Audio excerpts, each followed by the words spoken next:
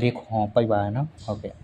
ခွန်ပိတ်ပါတယ်အခုဒီဘက်မှာ3ည5နှစ်3ည5ခွန်ပေါင်းရှင်မှာ2ပါနော်ပေါင်းရှင်မှာ9ပါဝါ4 9နဲ့6ပါနော်9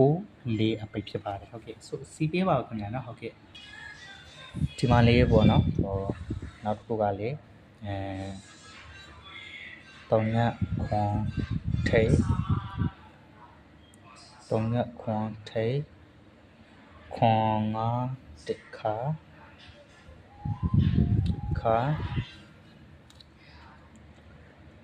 ခွန်5တက်ခါ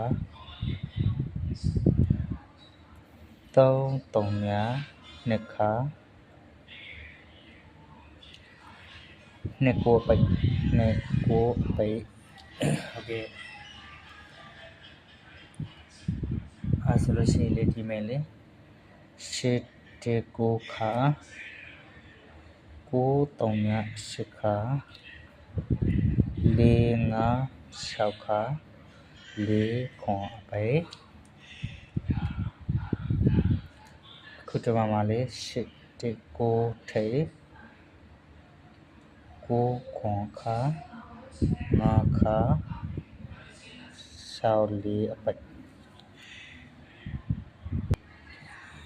ဟုတ်ကဲ့နော်ဒီကွယ်မှာကြတော့ဘာထွက်သွားလဲဆိုလို့ရှိရင်ပေါ့နော်ဒီမှာထွက်သွားတာက9ခွန်6ပေါ့နော်သူထွက်တာ9ခွန်6ပါခင်ဗျာနော်ဟုတ်ကဲ့9ခွန်6ကျွန်တော်တက်ပြလိုက်တာ9ခွန်6ပါနော်ဟုတ်ထွက်သွားတာပါဟုတ်ကဲ့ဒီမယ်ကကြတော့9 8 4 1 9 8 4 1ထွက်သွားတဲ့ကနေပါနော်ဟုတ်ကဲ့ဒီမယ်ကကြတော့လေပြောမှဆိုလို့ရှိရင်3ည1 3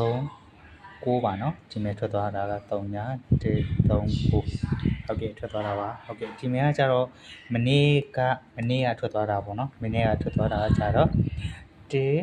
3ည5ခွန်နော်1 3ည